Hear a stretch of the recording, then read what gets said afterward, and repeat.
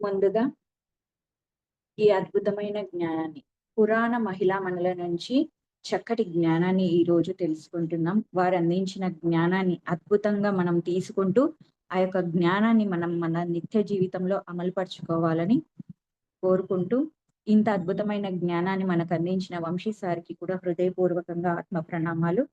పురాణ మహిళా మణులందరికీ కూడా నా ఆత్మ ప్రణామాలు సమర్పించుకుంటూ ఈ క్లాస్ ప్రారంభించుకుందాం మాస్టర్స్. ఆమ్, ఈ అయితే ఈ పురాణ మహిళా మణులు అంటే మనకు ఎంతో మంది రాజులు ఎలా తెలుసు అనంటే ఆమ్, రాజ్యాలు పోగొట్టిన వాళ్ళు, చంపిన వాళ్ళు, రాజ్యాన్ని సంపాదించిన వాళ్ళు, లేకపోతే ఇంకా అద్భుతంగా ధర్మ స్థాపన చేసిన వాళ్ళు, ఇలాంటి పురుషుల గురించి మాత్రమే ఎక్కువగా మనకు ఈ పురాణాలలో కానీ వేదాలలో కానీ ఇలాంటి వ్యక్తుల గురించే మనకు ఉందన్నమాట. కానీ ఇక్కడ మనం తెలుసుకుంటున్నది ఏంటంటే పురాణ మహిళా మనుల గురించి. ఆ ఎంతో మంది పురాణ మహిళలు కూడా భర్తల మధ్య, పిల్లల మధ్య, అత్తమామల మధ్య, సమాజంలో పురుషాధిక్య ప్రపంచంలో ఎంతో నలిగిపోయిన స్త్రీలు ఎంతో మంది ఉన్నారు. అయినా కూడా అంటే అలాంటి సిచ్యువేషన్ లో కూడా, అలాంటి స్థితిలో కూడా వాళ్ళు చెక్కు చెదరకుండా ఉన్న మహిళా మనుల గురించి ఈ రోజు జ్ఞానాన్ని తెలుసుకోబోతున్నాం మాస్టర్స్. అయితే ముందుగా ఒక చిన్న సిచ్యువేషన్ తెలుసుకుంటూ మనం ఆ టాపిక్ లోకి వెళ్ళిపోదాం. ఒకరోజు మనకు వంశీ సారి సిచ్యువేషన్ అనమాట. సార్కి చిన్న ఉన్నప్పుడు వాళ్ళ నాన్నగారు ఏం చెప్పారంట, వాళ్ళ అమ్మని ఒకటి కొట్టమని చెప్పారంట. అప్పుడు సార్ దానికి అంగీకరించలేదు, నేను కొట్టను అన్నాడంట వాళ్ళ అమ్మని. అప్పుడు వాళ్ళ నాన్నగారు జమదగ్ని వాళ్ళ కొడుకు తల్లిని నరకమని చెప్పిన వెంటనే తన తల్లిని నరికేశాడు. వాడు రా కొడుకు అంటే నువ్వు అసలు కొడుకే కాడు అన్నట్టుగా మాట్లాడాడంట. అయితే సార్కి అప్పుడు డౌట్ వచ్చింది. సార్ అప్పుడు చిన్న చిన్న వయసు, 4-5 ఏళ్ల వయసేనంట. అయితే అప్పుడు సారు తల్లిని నరకడం పాపము, అధర్మం కదా, ఆ అలాంటి వ్యక్తినే అసలైన కొడుకు అంటున్నాడు మా నాన్న, ఇదేంటి అని చెప్పి సార్కి డౌట్ వచ్చిందంట. సార్కి డౌట్ వచ్చి సరే నాన్న నాకు ఆ జమదగ్ని స్టోరీ చెప్పు అని చెప్పేసి అన్నాడంట. అయితే ఆ జమదగ్ని స్టోరీని సార్ వివరిస్తూ, ఆ పురాణ మహిళామణి ఎవరు అనంటే రేణుకా ఎల్లమ్మ. మనకు అందరికీ కూడా ఈమె చాలా టెంపుల్స్ ఉంటాయి. మా ఊర్లో కూడా చాలా ఫేమస్ టెంపుల్ నిజం చెప్పాలంటే రేణుకా ఎల్లమ్మ. కానీ నాకు అసలు ఈమె గురించి తెలీదు. మొట్టమొదటిసారిగా నేను ఈ జ్ఞానాన్ని తెలుసుకుంటున్నాను నిజానికి ఈ క్లాస్ ద్వారా. ఆ ఆమె జీవిత చరిత్ర తెలుసుకునే అవకాశం కూడా లభించింది. అయితే ఈ రేణుకా మాత ఎవరు అనంటే ప్రశానజిత్తు అనే ఒకానొక రాజు బిడ్డ. రాజు అనంటే వాళ్ళకు ఎంత డబ్బున్న పెద్దింటి అమ్మాయి కదా! అలాంటి స్త్రీ అన్నమాట ఈ రేణుకా మాత.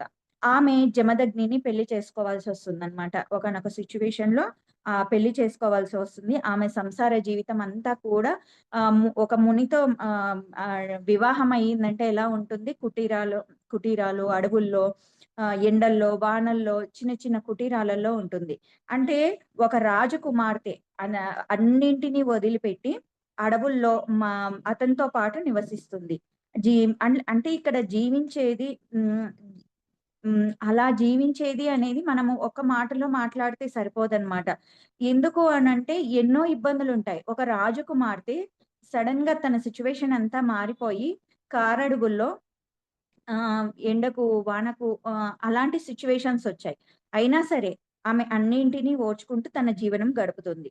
ఆహ్, ఎందుకు ఎందుకు ఆ విధంగా జీవించింది ఆమె? ఆమె కావాలనుకుంటే తిరిగి రాజ్యానికి వెళ్ళిపోవచ్చు, నాకు ఈ జీవనం వద్దు అని. కానీ ఎందుకు అలా జీవించింది అంటే, నా డిజైన్ అలా ఉంది. అక్కడ అక్కడ అలాంటి జీవితం. అంటే అప్పుడు అద్భుతమైన జీవితం రాజకుమార్తెనై. ఇప్పుడు ఇక్కడ వివాహమైన తర్వాత ఇలాంటి జీవితం. తన మొత్తం జీవితాన్ని కూడా మొత్తం యాక్సెప్ట్ చేసింది. ఎప్పుడైతే యాక్సెప్ట్ చేసిందో, ఈ ఈ యాక్సెప్ట్ చేయడం ఎప్పుడు చేస్తారు అంటే, జ్ఞానం తెలిసినప్పుడే యాక్సెప్ట్ చేస్తారు మాస్టర్స్. ఆ జ్ఞానం తెలియని వరకి కూడా ఎవ్వరు ఏ దాన్ని యాక్సెప్ట్ చెయ్యరు. యాక్సెప్ట్ చేసినప్పుడే యాక్సెప్ట్ చేస్తున్నాము మనం దేనినైనా అంటేనే మనకు ఆ జ్ఞానం పరిపూర్ణంగా తెలిసినప్పుడే యాక్సెప్ట్ చేస్తాం. అందుకే ఫస్ట్ జ్ఞానానికే ఇంపార్టెన్స్. జ్ఞానం తెలుసుకోవాలి అని చెప్పేది దానికోసమే. అయితే ఇక్కడ ఈమె కూడా ఆ సిట్యుయేషన్స్ అన్నిటిని యాక్సెప్ట్ చేసింది. ఎందుకు యాక్సెప్ట్ చేసింది అనంటే తనకు తెలుసు. నేను ఆహ్, ఇక్కడ ఆహ్, ఆహ్, అంటే తన వాస్తవానికి తానే కారణం. నా వాస్తవాన్ని నేనే సృష్టించుకున్నాను ఈ విధంగా అన్న జ్ఞానం ఆమెకు తెలుసనమాట. ఇదే మనము ఇక్కడ నేర్చుకోవాల్సిన పాయింట్. ఒక్కసారిగా హయ్యర్ స్థితి నుంచి లోయర్ స్థితికి వచ్చింది. అంటే మనకు కూడా నిత్య జీవితంలో బండ్లు ఓడలవుతాయి, ఓడలు బండ్లవుతాయి. అయినా కూడా మనం ఎలా ఉండాలి అన్నది కూడా మనం ఇక్కడ నేర్చుకోవచ్చనమాట. అయినా ఎలాంటి స్థితిలో ఉన్నా కూడా ఆమె ఆనందంగా జీవించిందనమాట. అయితే ఆమె డిజైన్ అలా ఉంది కదా! అయితే ఇక్కడ ఈ జమదగ్ని విషయంకొస్తే అతనికి ఒక్క విషయంలో కూడా చిన్న తేడా కూడా రాకూడదనమాట. చాలా అంటే జ జమదగ్ని అంటే పేరులోనే ఉంది కదా! అగ్ని. అగ్నిలాగే మండిపోతూ కోపంతో అలా ఉండిపోతాడనమాట. అతను. అయితే ఆయన పూజ అని అనగానే పూజకి సంబంధించిన ప్రతి ఒక్కటి కూడా అక్కడ చక్కగా కరెక్ట్‌గా టైంకి అమర్చబడి ఉండాలనమాట. అయితే అభిషేకానికి నదికి వెళ్లి నీరు తేవాలి ఈమె ప్రతిరోజు కూడా. ఆమె అత్యంత గొప్ప సాధకురాలు. అయింది. ఈ ఇతని సాంగత్యంలో ఉండి అత్యంత సాధన చేసి శక్తివంతురాలై 5గురు బిడ్డలకు జన్మనిచ్చింది ఈ రేణుకామాత. అయితే ఒక ఋషితో జీవనము అనేది చాలా పెద్ద విషయం నిజం చెప్పాలంటే. చిన్న విషయం కాదు. ఎందుకంటే ఎక్కడైనా ఏమైనా పొరపాటు చేస్తామో ఇప్పుడు చూడండి మనం గురువు దగ్గరికెళ్ళినప్పుడే, అరే! నేనేమైనా పొరపాటుగా మాట్లాడతానేమో అని చెప్పి మనం ఎంతో ఎరుకతో ఉంటూ ఆహ్, చక్కగా ఆ ఉన్న సమయాన్ని మనకున్న డౌట్స్ క్లియర్ చేసుకుంటూ జ్ఞానాన్ని పొందుతాం. అదే ఒక ఋషితో, ఒక మునితో జీవనాన్ని సాగించాలి అంటే ఎంతో ఎరుకతో జీవనాన్ని కొనసాగించాలన్నమాట. అలాంటి వారితో పూర్తి ఎరుకతో ఉండాలి. రే రేణుకామాత యొక్క చివరి బిడ్డ ఈ పరశురాముడన్నమాట. అయితే ఈ పరశురాముడు అందరికీ తెలుసు కదా! ఆయనకి ఇంకో పేరు రాంభద్ర. అయితే ఆహ్, వా వా వారు మునికుమారులైనప్పటికీ వారందరికీ కూడా ఆమె ఎన్నో విలువిద్యలు నేర్పించింది. ఎందుకంటే రాజకుమార్తె కదా! ఈమెకి ఈ జ్ఞానం ఉంది. విలువిద్యలు నేర్పించింది. శరీరం దృఢత్వంగా ఉండాలని. అదే విధంగా వేద విద్యలు, ఉపనయనాలు సేమ్ ఆధ్యాత్మికంగా ఎలాంటి శాస్త్రాలు, ఎలాంటి జ్ఞానమైతే తనకు తెలుసో ఆ సంపదని, ఆ ఆధ్యాత్మిక జ్ఞాన సంపదని అందరికీ కూడా ఆ యొక్క బిడ్డలకు అందిస్తూ వచ్చిందనమాట. అందుకే ఆ యొక్క పరశురాముడు గొప్ప వీరుడయ్యాడు. ఒక పురుషుడు గొప్ప వ్యక్తిగా మారాలి అంటే అతని వెనక ఒక స్త్రీ పాత్ర ఎంతో ఉంటుంది. ఈ స్త్రీ పాత్ర లేకుండా పురుషుడు తయారవ్వడనమాట. కానీ మనం ఎంతసేపు ఆ తయారైన ఆ యొక్క వ్యక్తిని మాత్రమే గమనిస్తాం. ప్రతి వ్యక్తిలోనూ అలాగే ఉంటుంది. కానీ అలా కాకుండా ఇతడు ఇంత దివ్యత్వంగా, ఈ అమ్మాయి లేకపోతే ఈ అబ్బాయి ఇంత దివ్యత్వంగా తయారయ్యాడు అంటే వీళ్ళ వెనకాల ఎవరున్నారు అన్నది కూడా మనం తెలుసుకోవాలన్నమాట. ఇక్కడ ఆహ్, ఈ యొక్క పరశురాముడి యొక్క జీవితంలో కూడా ఉన్నది తన తల్లి రేణుకామాత అన్నమాట. అయితే హ్మ్, అతని ఒకరోజు ఏమవుతుంది అనంటే, భర్త అభిషేకం కోసం నదికి వెళ్లి నీరు తీసుకురామని చెప్తాడనమాట. ప్రతిరోజు ఇక్కడ ఏం సిట్యుయేషన్ అంటే, ఆమె ధ్యాన సాధన చేయాలి. అంటే నదికి వెళ్ళాలి. అక్కడ ధ్యాన సాధన జేసి, ఆమె ఇసుకతో కుండను తయారు చేయాలనమాట. ఇసుకతో కుండను తయారు చేయడం అన్నది చాలా అసాధ్యమైన పని నిజం చెప్పాలంటే. ఎందుకంటే అది తయారవ్వదు. తయారైనా అది మళ్ళీ నీళ్ళల్లో ముంచిన వెంటనే కరిగిపోతుంది. ఒకసారి ఊహించుకోండి ఇసుకతో ఒక కుండను తయారు చేయడం ఎలాంటి సిట్యుయేషన్ అనేది. అయితే ఆమె ఇసుకతో అయితే కొన్ని కొన్ని దాండ్లల్లో మట్టితో అని రాసారంట. సార్ అయితే మనకి ఇసుకతోనే మెన్షన్ చేశారు. ఇసుక కుండను తయారు చేసి ఆ గుంటలో ఆ కుండలో నీటిని ముంచి తీసుకువెళ్ళాలి ఆ అభిషేకానికి. అయితే ఆమె ఆ థాట్ పవర్‌తో ఎనర్జీస్‌తో ఆ కుండ అలాగే ఉంటుందన్నమాట ప్రతిరోజు కూడా. అయితే మామూలుగా అయితే ఇసుకతో కుండను తయారు చేయడం అసాధ్యం. ఆహ్, కానీ ఈమె మాత్రం ప్రతిరోజు ఆ విధంగా ఇసుకతో కుండను తయారు చేసి చక్కగా దాని ద్వారా నీటిని తీసుకెళ్ళి అభిషేకానికి నీరు ఇస్తూ ఉండేది. ఆహ్, అయితే ఒకరోజు ఏమవుతుంది అంటే ఇదంతా ఎలా చేస్తుంది అనంటే ఆమె ఎంతో ఏకాగ్రత, ఎంతో ఎరక అన్నది దానికి అవసరం అన్నమాట. ఆ యొక్క ధ్యానం చేయడము, ఆ కుండను తయారు చేయడం, ఆ కుండతో నీటిని తీసుకువెళ్ళడం. ఈ పనులన్నిటికి కూడా ఎంతో ఏకాగ్రత, ఎరుక అన్నది చాలా అవసరం అన్నమాట. అయితే ఒకరోజు అనుకోకుండా ఏమవుతుందంటే నదికి వెళ్ళినప్పుడు అక్కడ చిత్రరథుడు అనే గంధర్వుడు అక్కడికి వచ్చి తన భార్యతో నదిలో ఆడుకుంటూ ఒకరి మీద ఒకరు నీళ్లు చల్లుకుంటూ శృంగార క్రీడలో ఉంటారనమాట. ఫుల్ ఎంజాయ్‌మెంట్‌లో ఉంటారనమాట వాళ్ళిద్దరూ కూడా. ఈమె ఇసుక కుండను తయారు చేయడానికి వచ్చి వాళ్ళని చూస్తది. చూసి ఎప్పుడైతే దృష్టి మారిందో సృష్టి కూడా మారిపోతుంది. ఇక్కడ కుండను తయారు చేయడం అవ్వదనమాట. ఇంకా ఆమె ఎంత ప్రయత్నించినా కాదు. అక్కడేమో పూజకు వేలైపోతుంది. జమదగ్ని గురించి తెలుసు కదా! అతను మండిపోతూ ఉంటాడనమాట. సమయం దాటిపోతుంది. ఈమేమో సాధన చేసి కుండను తయారు చేయాలి గదా! అయితే సాధన మర్చిపోయి వాళ్ళను చూస్తూ ఉండిపోయింది. ఆమెకి సడెన్‌గా గుర్తొచ్చింది. అయ్యయ్యో! నేనేంటి ఇలా ఉన్నాను. మోహ పారవశ్యంలో పడిపోయాను. అని చెప్పేసి కుండను తయారు చేయడం స్టార్ట్ చేస్తుంది. ఎరుకలోకొచ్చి. కానీ ఆ కుండ మాత్రం తయారవ్వదు. ఎందుకు అనంటే తన చైతన్యం అంతా డిస్టర్బ్ అయిపోయింది. కుండను ఎప్పుడు తయారు చేసినా తన యొక్క చైతన్యము, ఏకాగ్రత, ఎరుకను ఉపయోగించి తయారు చేసేది. కుండ కుండ తయారవ్వకపోవడంతో ఖాళీ చేతులతో ఇంటికొస్తుంది. జమదగ్నికి అర్థమైపోతుందన్నమాట. థర్డ్ డేతో చూస్తాడనమాట జరిగిందంతా కూడా సిట్యుయేషన్. నువ్వు ఒక అపవిత్ర కార్యాన్ని అంటే ఆయన దృష్టిలో అది అపవిత్ర కార్యము. ఆ అపవిత్ర కార్యాన్ని చూసావా పాపాత్మురాలా అని జెప్పి దుష్టబుద్ధులొచ్చాయి అని నీకు ఉగ్రుడైపోయి కొడుకులను పిలుస్తాడనమాట. కొడుకులను పిలిచి తన తల నరకమని చెప్తాడనమాట. అయితే ఆ నలుగురు కొడుకులు మేము మొదటి నలుగురు కొడుకులు మేము అమ్మ అమ్మ తల్లి తలను మేము నరకము అని చెప్పి తనకి వ్యతిరేకంగా మాట్లాడతారనమాట. మాట్లాడినప్పుడు వాళ్ళకి కూడా శాపం పెట్టి అలా నిశ్చేష్టులాగా మార్చేస్తాడనమాట తన యొక్క కొడుకులను. అయితే చివరి కొడుకైన పరశురాముడిని కూడా పిలుస్తాడనమాట. "నువ్వు నరుకుతేనే నాకు మనశ్శాంతి" అంటాడు. అయితే ఆహ్, హ్మ్. ఆటోమేటిక్‌గా ఆ మాట అన్న వెంటనే పరశురాముడు కూడా పాలిచ్చి పెంచిన తల్లి తల నరకాల అని నిశ్చేష్టుడైతాడు. కానీ తండ్రి ఆజ్ఞ అప్పుడు. ఇంకా అప్పుడు కొడుకు తల్లి తల నరుకుతాడనమాట. ఒక్క వేటుతో తల నరికితే ఆ తల ఎక్కడో దూరంగా పడిపోతుంది. ఇదంతా కథ.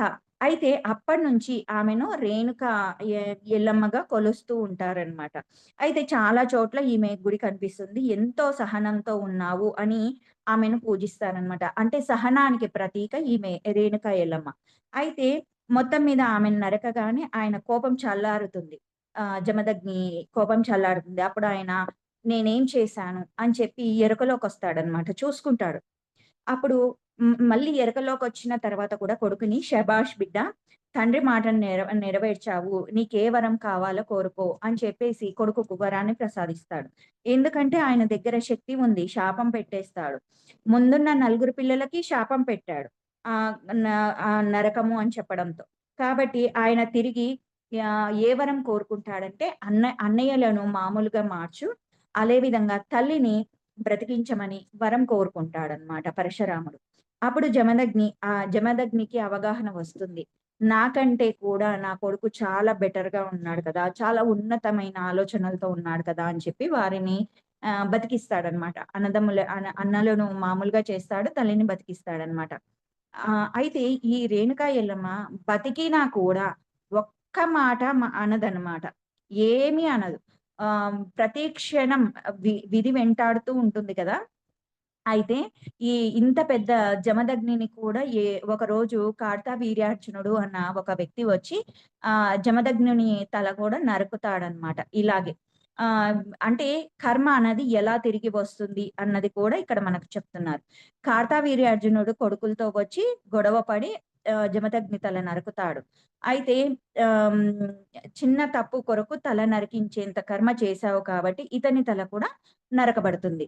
తల్లి అప్పుడు కూడా ఈ రేణుకామాత ఏం చేస్తుందంటే బోరున ఏడ్చి పరశురాముడికి తండ్రిని ఎలాగైనా బ్రతికించమని అడుగుతుందన్నమాట.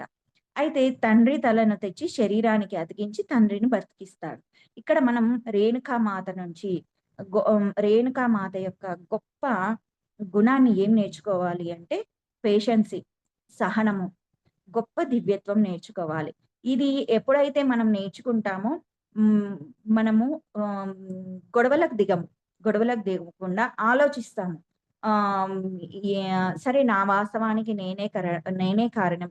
ఇలాంటి సిట్యుయేషన్స్ నా జీవితంలోకి వచ్చాయంటే, సరే గతంలోనో, గత జన్మల్లోనో నేను ఏదో చేసుంటాను కాబట్టి, ఇలాంటి సిట్యుయేషన్ నా ముందుకు వచ్చింది. ఓకే. ఇక్కడి నుంచి ఏ జ్ఞానాన్ని నేర్చుకోవాలో నేను నేర్చుకోవడానికి సిద్ధంగా ఉన్నాను అని చెప్పేసి, మనము ఎప్పుడైతే ఎరుకతో ఉంటామో అలా ఆ యొక్క సిట్యుయేషన్స్‌లో మనం నేర్చుకోవాల్సిన జ్ఞానాన్ని నేర్చుకుంటాము. అదే విధంగా మనము ఆటోమేటిక్‌గా గత జన్మల్లో ఏదో కర్మ చేశాను కాబట్టే అంటే ఏదో తప్పు చేశాను, ఎవరికో ఏదో ఇబ్బంది పెట్టాను కాబట్టి ఇటువంటి సిట్యుయేషన్ వచ్చింది అని మనం హృదయపూర్వకంగా, మనస్ఫూర్తిగా క్షమాపణలు చెప్పుకుంటూ ఉంటాం.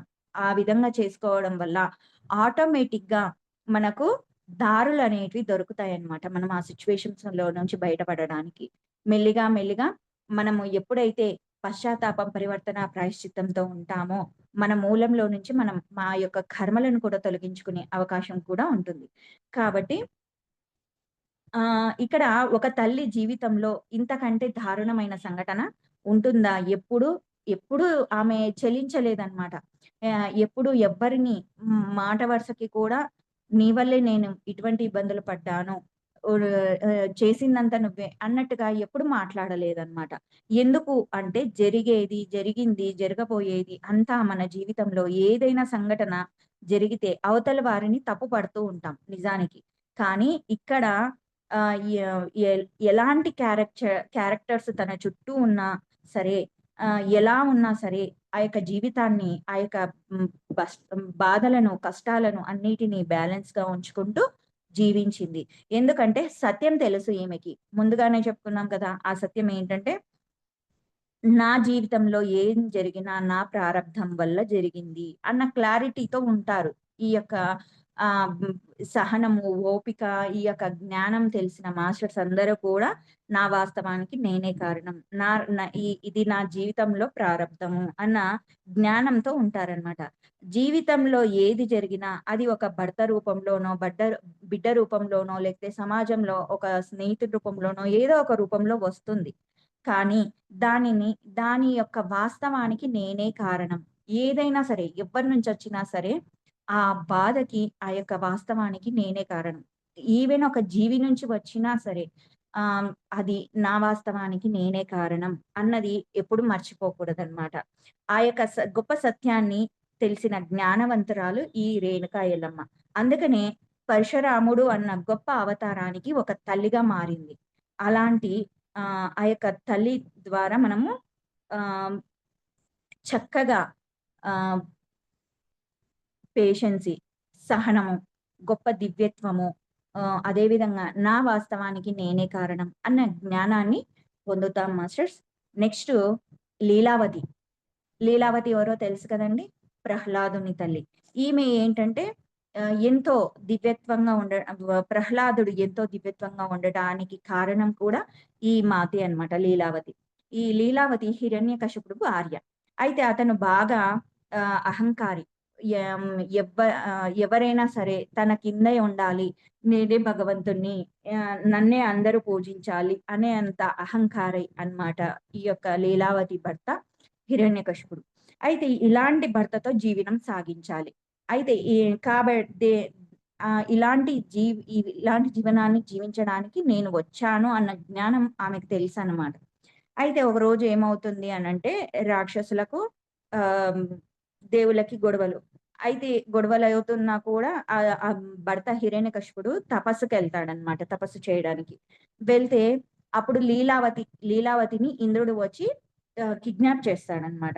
కిడ్నాప్ చేసి తీసుకెళ్తుంటాడు. అప్పుడు నారదుడు ఇది చూసి ఏమైనా గొడవలుంటే మీరు చూసుకోవాలి కానీ గర్భిణితో ఉన్న ఈమెను ఎందుకు ఇలా చేస్తున్నావు? ఇది సరియైన పని కాదు అని చెప్పి ఇంద్రుడికి జ్ఞానబోధ చేసి ఆహ్, ఆమె ఆమె ఏం తప్పు చేసింది అని చెప్పేసి అతడికి క్లాస్ పీకుతాడనమాట. ఇంద్రుడికి క్లాస్ పీకి నారదుడు తన యొక్క ఆశ్రమానికి తీసుకువెళ్తాడనమాట ఈ లీలావతిని. తీసుకువెళ్ళి అక్కడే హ్మ్, హ్మ్, జాగ్రత్తగా చూసుకుంటాడు.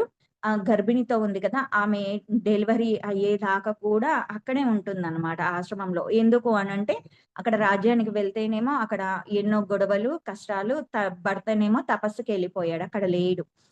ఆమె ఇంకా ఇక్కడే ఉండిపోతుంది. నారదుడు ఆశ్రమంలో హ్మ్, హ్మ్. చక్కగా జీవిస్తుందన్నమాట. అయితే ఎన్ని ఇబ్బందులున్నా సరే, భర్త తపస్సుకెళ్ళాడు, రాజ్యంలో ఎన్నో కొట్లాటలు, గొడవలు ఎన్ని ఉన్నా సరే, ధైర్యంతో బిడ్డకు జన్మనిస్తుంది ఇక్కడ ఉండి. ఈ యొక్క ఆశ్రమంలో ఉండి. అయితే ఈ కడుపులో ఉండగానే నారదుడు ప్రహ్లాదునికి నారాయణ తత్వం అంతా కూడా బోధిస్తాడు. మనము సినిమాలో చూస్తాము ప్రహ్లాదుడి సినిమాలో చక్కగా ఆ నారాయణుడి తత్వాన్ని మొత్తం కూడా ప్రహ్లాదునికి బోధిస్తాడన్నమాట నారదుడు. ఉన్నతంగా తయారు చేస్తాడు. అంటే బిడ్డ పుట్టక ముందే ఆహ్, గర్భి గ ఆ యొక్క పిండానికే ఆ యొక్క జ్ఞానాన్ని బోధన చేస్తూ ఉన్నతంగా తయారు చేస్తాడన్నమాట. నిరంతరం అక్కడ మొత్తం ఏంది అంటే ధర్మ బోధనే. బిడ్డను ఎలా పెంచాలి అన్నది ఈ యొక్క లీలావతి నుంచి మనం నేర్చుకోవాలి. ఎందుకు అనంటే చిన్న వయస్సులోనే ఆమె నారాయణ తత్వాన్ని ఈ ఈ ప్రపంచానికి అందించాడు అంటే, అంటే ఈ ఆహ్, ఈమె కూడా దానికి ఆ యొక్క దానికి సరెండర్ అయ్యి ఉండాలి. ఈయన నారదుడు చెప్పినంత మాత్రాన ఆమె ఒప్పుకోవడానికి సిద్ధంగా ఉండాలి కదా! అంటే ప్రతి దాన్ని కూడా ఆమె కూడా ఆ జ్ఞానం తెలుసు. ఆ ధర్మం తెలుసు. ఆ యొక్క ధర్మ మార్గం తెలుసు కాబట్టే ఆమె ఎటువం దాన్ని అంగీకరించి ఆ బిడ్డకు కూడా ఆ జ్ఞానం అందేలా చేసింది. బిడ్డ పుట్టిన తర్వాత ఆ నారాయణ తత్వాన్ని, ఇంకా అద్భుతమైన జ్ఞానాన్ని అందిస్తూ వచ్చింది. ఆ నారాయణ తత్వాన్ని చిన్న వయసులోనే ఈ ప్రపంచానికి ఆ యొక్క బిడ్డ ద్వారా అందించడానికి కారణం ఈ ఈమె లీలావతి అన్నమాట. చిన్నప్పటి నుంచి బిడ్డకి సమస్త ధర్మశాస్త్రాలను చెప్పింది. ఒకసారి చిన్నప్పుడు ప్రహ్లాదుడు ఏం చేస్తాడంటే ఒక ఆవును కొడితే అప్పుడు నాయనా అలా మూగజీవులను కొట్టొచ్చా? అవి వాటి భావాలను కూడా ప్రకటించలేవు. వాటికి బాధ ఉంటుంది కదా! అని చెప్పినప్పటి నుంచి ఏ ప్రాణికి కూడా హాని చెయ్యలేదన్నమాట. అంటే రాక్షస జీవితంలో ఇది ఒక రాక్షస జీవితం అవ్వాలది. అయినా సరే రాక్షస జాతిలో పుట్టిన మనిషి మాంసాన్ని తినేటంత భయంకరమైన జాతుల మధ్య ఉన్న లీలావతి ఎంత సౌందర్యంతో ఉందో నేర్చుకోవాలి. చిన్నప్పటి నుంచి ప్రహ్లాదుని పూర్తి శాకాహారంతోనే పెంచింది. తర్వాత ఆమె ఆశ్రమం నుంచి తీసుకొచ్చాక కొద్ది పెద్దగయ్యాక ఆ యొక్క భర్తకు, బిడ్డకు ఇద్దరికి వాదులాట స్టార్ట్ అయింది. బిడ్డేమో నారాయణ అంటాడు. తండ్రేమో నారాయణ వదిలిపెట్టు, నన్ను పూజించు అని చెప్పేసి అంటాడు. ఆహ్, అయితే ఆ తల్లికి ఎవరి వైపు మాట్లాడాలో అర్థం కాదు. ఇటువంటి సిట్యుయేషన్స్ మనకు కూడా మన నిత్య జీవితంలో వస్తాయి. పిల్లల వైపా? లేకపోతే భర్త వైపు ఉండాలా అని. అప్పుడు ఆమె ఏం చేసింది ఇక్కడ లీలావతి అంటే ధర్మాన్ని ప్రధానంగా తీసుకుంది. మనం కూడా ఏం చేయాలి అటువంటి సిట్యుయేషన్స్ వచ్చినప్పుడు అంటే ధర్మాన్ని ప్రధానంగా తీసుకోవాలి. అంతేకాని బిడ్డలు ఇంపార్టెంట్ కాదు. ఇక్కడ భర్త ఇంపార్టెంట్ కాదు. ఏదైతే ధర్మ మార్గం ఎవరైతే ధర్మ మార్గంలో ఉన్నారో వాళ్ళ వైపు మనము ముందడుగు వేయాలన్నమాట. వాళ్ళకి అండగా ఉండాలన్నమాట. ఆయన ముందేమో అంటే హిరణ్యకశిపుడు ముందేమో బిడ్డకేం చెప్పేది నాయన నాన్నగారిని అలా ఎదిరించొద్దు. అలా చెప్పొద్దు అని చెప్పేసి చెప్పేది. కానీ తండ్రి ఆ యొక్క భర్త అటు వెళ్ళిపోయిన వెంటనే మళ్ళీ ఏమని చెప్పేది అనంటే, "నాయన ధర్మంలో నిలబడు. ధర్మమే నిన్ను రక్షిస్తుంది. ధర్మ మార్గంలో ప్రయాణించు" అని చెప్పేదన్నమాట. అంటే ఎప్పుడు కూడా నిరంతరం ధర్మ మార్గంలో ఉండమని బోధిస్తూ వచ్చేదన్నమాట. అయితే ఒకసారి ప్రహ్లాదుడిని చీకటి కొట్లో బంధిస్తాడు. ఆయన ఎన్నో హింసలు పెడతాడు కదా ప్రహ్లాదుడికి. అందులో ఒకానొకటి ఏంటి అంటే సిట్యుయేషన్‌ని చీకటి కొట్లో బంధించడం. అప్పుడు భయంతో ఏడుస్తూ ఉంటాడు.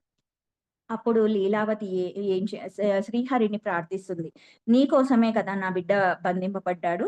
నా బిడ్డను ఎలాగైనా సరే రక్షించు శ్రీహరి" అని చెప్పి పిలుస్తుందన్నమాట శ్రీహరిని. అప్పుడు శ్రీహరి లీలావతి పిలిచింది కాబట్టి లీలావతి శరీరాన్ని ధరించి ప్రహ్లాదుని దగ్గరికి వెళ్లి అన్నం పెట్టి, వెలుగునిచ్చి, నిద్రపుచ్చి వస్తాడు. ఉదయాన్నే తండ్రి "ఏంటి భయమేసిందా?" అని చెప్పి ప్రహ్లాదుడిని అడిగితే, "లేదు నాన్నగారు నాకేమీ భయం కాలేదు. ఆ! ఎందుకు నాకెందుకు భయం? చక్కగా అమ్మ వచ్చింది. నాకు పాయసం పెట్టింది. నాకు తోడుగా ఉంది. నాకు నిద్రపుచ్చింది. నాకు వెలుగునిచ్చింది. నాకెందుకింక భయం అని చెప్పేసి తండ్రికి చెప్తాడు. ఈమేమో నేనెప్పుడు లోపలికి వెళ్ళాను ఓడి దేవుడా! ఏంటిది? అని చెప్పేసి ఈమె అనుకుంటూ ఉంటుంది. కానీ శ్రీహరి ఈమె రూపంలో వెళ్తాడనమాట. ఈమె ఎవ్వరిని కాదనలేదు. అక్కడ భర్తను కాదనలేదు. అక్కడ కొడుకును కాదనలేదు. మానవ జీవితంలో ఎంత శాంతం ఉంటుందో అంత అశాంతం కూడా ఉంటుంది. ఎంత కష్టం ఉంటుందో అంత సుఖం కూడా ఉంటుంది. అలా ప్రతి ఒక్క దాని వెనకాల ఇంకొకటి ఉంటూనే ఉంటుంది. ఇలా లీలావతి జీవితాన్ని చూస్తే అర్థమవుతుంది మనకు కూడా. అయితే ఈ లీలావతిలో నుంచి నేర్చుకోవాల్సిన సందేశం ఏంటంటే, ఎటువంటి పరిస్థితిలోనైనా సరే ధైర్యంతో తట్టుకొని, నా వాస్తవానికి నేనే కారణం. ఇటువంటి భర్తను, ఇటువంటి బిడ్డను అంటే రాక్షస జాతి పరమైన అంటే ఎంతో అహింస మార్గంలో ఉన్న భర్తను, అదే విధంగా ఎంతో ప్రేమతత్వంతో ధర్మ మార్గంలో ఉన్న బిడ్డను, ఇద్దరిని నేను కోరుకున్నాను. అంటే నా వాస్తవానికి నేనే కారణం అని ఇలాంటి వ్యక్తులు, ఇలాంటి పరిస్థితులు నాకు ఉండటానికి కారణం నేను అన్న సత్యము, ఆ జ్ఞానం ఆమెకు తెలుసు. అందుకే ఆమె అలాంటి సిట్యుయేషన్స్‌లో భర్తతోనే ఉంటూ కావాలనుకుంటే భర్తను విడిచిపెట్టి ఎక్కడికైనా వెళ్ళొచ్చు. ఇప్పుడు చూడండి తపస్సు చేయడానికి భర్త వెళ్ళిపోయాడు. ఆమె గర్భవతి అయింది. అప్పుడు కూడా కావాలనుకుంటే తప్పించుకొని ఎక్కడికైనా వెళ్లి జీవించవచ్చు. కానీ అయినా సరే అటువంటి భర్తతోనే ఉంటూ గొప్ప దివ్యత్వాన్ని బిడ్డకు అందించింది లీలావతి. అలాంటి దివ్యత్వమైన జ్ఞానాన్ని మనం కూడా ఆమె ద్వారా పొందుదాం మాస్టర్స్. నెక్స్టు సుమిత్ర మాత. ఈ సుమిత్రమాత ఎవరు అనంటే దశరథుడి రెండవ భార్య. కౌసల్య, సుమిత్ర, కైకేయి. ఈ ముగ్గురు భార్యలు గదా దశరథుడికి. ఆ ముగ్గురు భార్యలో కౌసల్యనేమో రాముడి తల్లి కాబట్టి కొద్దిగా ఆమె గురించి అందరికీ తెలుసు. అదే విధంగా కైకేయి ఏమో ఆహ్, హ్మ్, త రాముడిని అడవులకు పంపించింది కాబట్టి ఆమె గురించి తెలుసు. కానీ ఈ సుమిత్ర గురించి చాలా కొద్ది మాత్రమే మనకు తెలుసు మాస్టర్స్. జస్ట్ లక్ష్మణుడికి తల్లి. లక్ష్మణుడికి తల్లి అన్న జ్ఞానం వరకే తెలుసు తప్ప, ఆమె గురించిన జ్ఞానం చాలా వరకు తెలీదనమాట. దశరథుడి రెండవ భార్య లక్ష్మణుడు శత్రుఘ్నుడికి తల్లి ఈ యొక్క సుమిత్రమాత. అయితే రాముడు 14 సంవత్సరాలు అడవికి వెళ్తూ ఉంటే లక్ష్మణుడు నేను కూడా తోడు వస్తాను అన్నయ్య అన్నాడు. ఇక్కడ బాగా గుర్తుపెట్టుకోండి. కౌసల్య కొడుకు రాముడు. సుమిత్ర కొడుకు లక్ష్మణుడు, శత్రుఘ్నుడు. కైకేయి కుమారుడు భరతుడు. అయితే హ్మ్.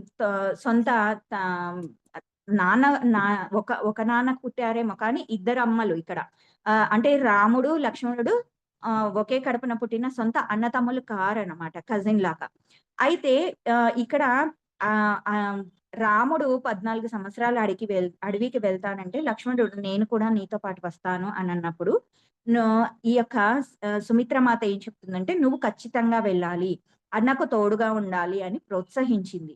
అంటే మనకి ఎవరైనా సరే మన తోబుట్టువులు ఎవరైనా గొడవ పడుతూ ఉంటే "నువ్వెందుకెళ్తావు? నీకేం అవసరము? అటువంటి సిట్యుయేషన్స్‌లోకి ఎందుకు వెళ్తావు? సైలెంట్‌గా ఊసుకో. తలుపేసేసుకో" అని చెప్పేసి ఇలా చెప్తుంటాం. కానీ ఇక్కడ సుమిత్ర మాత ఏం చెప్తుంది అనంటే, "నువ్వు ఖచ్చితంగా వెళ్ళు. వెళ్ళి అన్నకు తోడుగా ఉండు" అని చెప్తుంది. నిద్రపోకుండా నిరంతరం అన్నకి కాపలా కాయి అని చెప్తుంది. ఏ తల్లి పంపిస్తుంది? కారడవులకే 14 సంవత్సరాలు ఈ యొక్క రాజ్యాన్ని వదిలిపెట్టి చక్కగా నువ్వు అన్నయ్యని చూసుకో, అన్నయ్యతో పాటే జీవించు. అన నిద్ర కూడా పోవద్దు. నువ్వు కనీసం నిద్ర కూడా పోకుండా మీ అన్నయ్యకు నువ్వు కాపలా కాయి అని చెప్తుంది. అలా అలా అంటే నిద్రపోకుంటే అతనెలా బతుకుతాడు అంటే, భార్య ఊర్మిళ ఆ నిద్రని నేను తీసుకుంటాను అంటుంది. అంటే ఇక్కడ చూడండి సుమిత్ర కానీ, ఊర్మిళ కానీ ఎంత అద్భుతంగా ఉన్నారో. ఆమె నిద్రపోతూ ఆ యొక్క శక్తిని లక్ష్మణుడికి ఇస్తూ ఉందన్నమాట. ఊర్మిళ, లక్ష్మణుడు ఇద్దరు ఒకే పూర్ణాత్మ నుంచి వచ్చిన జంటాత్మలు. ఎవరేం చేసినా అంటే ఒకరు ఏం చేసినా సరే ఇంకొకరికి తెలిసిపోతుందన్నమాట. ఇలా చాలా తక్కువ మంది ఉంటారన్నమాట భార్యాభర్తలు. అయితే ఇక్కడ ఈ సుమిత్ర మాత నుంచి ఏం నేర్చుకోవాలంటే, కుటుంబంలో ఏవైనా గొడవలు వచ్చినప్పుడు చిన్నవాళ్ళు పెద్దవాళ్ళకి అండగా ఉండాలి. అండగా ఉండి సపోర్ట్ చేయాలి. సరే ఇక్కడ ఎటువంటి సిట్యుయేషన్ ఉన్నా సరే నేను చూసుకుంటాను. నువ్వు మీ అన్నయ్యకి తోడుగా వెళ్ళు అని చెప్పి లక్ష్మణుడిని పంపించింది. అవసరమైతే అన్నకు తోడుగా ఉండు అని సోదర ధర్మాన్ని పాటించి పిల్లలకు చెప్పాలి అన్న జ్ఞానాన్ని కూడా మనకు సుమిత్రమాత అందజేస్తుంది. ఊర్మిళ నిద్రపోకపోతే లక్ష్మణుడికి శక్తి సరిపోదు. అందుకని ఆమె తన కోడలి శరీరం పాడైపోకుండా నిరంతరం బెడ్ మీద ఉన్న ఒక కోమా పేషెంట్‌కి ఎలా అయితే సర్విస్ చేస్తారో అలా 14 సంవత్సరాలు ఒక అత్త అంటే సుమిత్రమాత కోడలు ఊర్మిళకి సేవ చేసింది. ఒక అత్త కోడలికి సేవ చేసిన ఈ యొక్క జ్ఞానం అన్నది మనము ఈ యొక్క రామాయణంలో మనం తెలుసుకోవచ్చు. కానీ ఇది ఎప్పుడు కూడా బయటికి రాలేదు మాస్టర్స్. ఎవ్వరి నోటి నుంచి కూడా వినలేదు. కానీ నా బిడ్డ కోసం నిద్రపోయి ఈమె శరీరాన్ని ఛిద్రం చేసుకుంటుంది అని బెడ్ మీద ఉన్న పేషెంట్‌కి చేసే ప్రతి సేవ చేసింది. ఈమెకు ఉండే ఓర్పు, ధర్మము, ఈమె నుంచి ఓర్పు, ధర్మము, సోదర ధర్మం నేర్చుకోవాలి. ఈమె మంచికి మారుపేరుగా విరాజిల్లిందనమాట సుమిత్రమాత. నెక్స్టు తార. ఈ తార ఎవరు అనంటే వాలి భార్య. అయితే ఈ వాలిని ఒకరోజు మాయావి అన్న ఒక వ్యక్తి వచ్చి రెచ్చగొడతాడు. అతనితో చాలా రోజులు యుద్ధం చేస్తాడు. తమ్ముడు సుగ్రీవుడిని తోడుగా తీసుకెళ్తాడనమాట. చాలా రోజులు ఒక గృహలో ఉంచి కొట్లాడుకుంటూ ఉంటారనమాట. చాలా రోజులుగా ఎవ్వరు బయటికి రాకపోయేసరికి రక్తం బయటికి వస్తూ ఉంటుంది. వాలి చనిపోయాడు అని చెప్పి సుగ్రీవుడు బయటనే డిసైడ్ చేసుకొని ఆ యొక్క గుహకి పెద్ద బండ అడ్డం పెట్టి రాజ్యానికి వెళ్ళిపోయి అన్నయ్య చనిపోయాడు, ఇక నేనే రాజును అని చెప్పేసి తనకు తాను ప్రకటించుకుంటాడనమాట. అయితే అప్పుడు అక్కడ ఆ సమాజంలో ఉన్న రూల్ ఏంటంటే, ఎవరైతే రాజు అయ్యారో అంతకుముందు ఉన్న రాజు భార్యలు కానీ, వాళ్ళ తాలూకు మనుషులు వాళ్ళందరూ కూడా ఇతనికే వర్తిస్తారనమాట. అప్పటి స్త్రీలకి హక్కు లేదు, మనసు లేదు. అలాంటి సమాజం. స్త్రీని ఒక వస్తువులా చూసే సమాజంలో జరిగిందదంతా కూడా. అప్పుడు తార కూడా సుగ్రీవుడికి సుగ్రీవుడికి సొంతం అవ్వాలి. ఆ రోజుల్లో స్త్రీల జీవితం ఎంత దారుణంగా ఉండేదో ఈ సిట్యుయేషన్ ఒక్కటి చూస్తే మనకు అర్థమవుతుందనమాట. అనుకోకుండా ఒకరోజు వాలి ప్రత్యక్షమవుతాడు. నేను బయట రాకుండా రాక్షసులకు ఎరవేసి నువ్వు సుఖపడుతున్నావా అని చెప్పి తమ్ముడిని చావగొట్టి, రాజ్యంలో నుంచి వెళ్ళగొట్టి, తమ్ముడి భార్యను కూడా ఇతను సొంతం చేసుకుంటాడనమాట. సుగ్రీవుడు. వాలి. అయితే మళ్ళీ తారని మళ్ళీ పెళ్లి చేసుకొని, మళ్ళీ తమ్ముడి భార్యను కూడా వాలి తీసుకుంటాడనమాట. అయితే సుగ్రీవుడు అడవులకు వెళ్ళిపోతాడు. అయితే ఇంతకు ముందు వాలి చనిపోయాడు అని సుగ్రీవుడు తారను నువ్వు నా భార్యగా ఉండాలి అన్నప్పుడు ఆమె ఎదిరించవచ్చు. కానీ ఆమె ఎందుకు ఎదిరించలేదు అనంటే ఆమెకు ఒక కొడుకు ఉన్నాడు. అతని పేరు అంగదుడు. ఆమె జీవితం అంతా కూడా కొడుకు మీదే ఫోకస్ చేస్తోంది. నా శరీరం ఏమైపోయినా సరే, నా బిడ్డ మాత్రం జ్ఞానాన్ని అందించాలి, ఒక రాజుగా చూడాలి అని చెప్పేసి దాని కోసం ఆమె నిరంతరం ఉన్నిందనమాట. అయితే ఒకవేళ ఆ సమయాల్లో ఎదిరిస్తే ఏమవుతుందంటే ఆమెను బిడ్డను చంపేస్తారనమాట. కాబట్టి రాజుల కాలంలో ఆడవారి జీవితం అంత ఇబ్బందికరంగా ఉండేది. ఆమె కేవలం బిడ్డ కొరకే సరెండర్ అయ్యింది. సుఖాల కోసం కాదు. ఆడదాని జీవితం కీలుబొమ్మలాగా ఉండేది. మొత్తం మీద సుగ్రీవుడు అడవులకు వెళ్ళిపోతాడు. ఒకరోజు రాముడి సహాయంతో యుద్ధం చేయడానికి చీకటి వేళ పిలుస్తూ ఉంటాడనమాట. అప్పుడు తారకి డౌటొస్తుంది. "నువ్వు వెళ్ళొద్దు. అతను మీ తమ్ముడే గదా! క్షమించు, వదిలేయి" అని చెప్తది. అయినా సరే ఆమెను తిట్టేసి మొదటిసారి యుద్ధానికి వెళ్తాడు. రాముడు ఇద్దరు ఒకేలా ఉండడంతో ఎవరిని చంపాలో అర్థం కాక చంపడనమాట మొదటిసారి. రెండవసారి ఏంటంటే సుగ్రీవుడి మెడలో మాల వేసి పంపిస్తాడు యుద్ధానికి. అప్పుడు ఈ యొక్క వాలిని చంపేస్తాడనమాట. ఆహ్, అప్పుడు కూడా ఈమె చెప్తుందనమాట తార. లేదు నువ్వు వెళ్ళొద్దు. ఈ సమయంలో మళ్ళీ అంటే ఇంతసేపు దెబ్బలు తిని మళ్ళీ పిలుస్తున్నాడంటే ఇక్కడ ఏదో కుట్ర జరుగుతుంది. వద్దు అని చెప్తాడనమాట. ఆహ్, అతడికి మీ తమ్ముడికి నీకంటే బలహీనుడు. అలాంటి బలహీనుడు నీ ముందుకు వచ్చి ఇంత గట్టిగా అరుస్తూ చేస్తూ గట్టిగా నిన్ను పిలుస్తున్నాడంటే ఇక్కడ ఏదో కుట్ర జరుగుతుంది. కాబట్టి దయచేసి వెళ్ళొద్దు అంటాడు. కాళ్ళు పట్టుకొని కూడా వేడుకుంటుంది. అయినా సరే ఆయన వినడనమాట. మళ్ళీ ఏం చెప్తుంది, "ఈరోజు ఆగు. రేపు మనం సైన్యంతో వెళ్దాము కావాలంటే యుద్ధానికి" అన్నది కూడా ఇస్తుందనమాట. అయినా సరే ఆమె ఆమెను బయటికి ఆమెను తన్నేసి "నువ్వు ఆడది చెప్తే నేను వినాలా? నాకవసరం లేదు" అని చెప్పి బయటికొస్తాడు. రాముడి చేతిలో చనిపోతాడనమాట వాలి. ఇక్కడ మనం నేర్చుకోవాల్సిందేంటంటే చాలా మంది భర్తలు ఆడవారి మాట వినరు.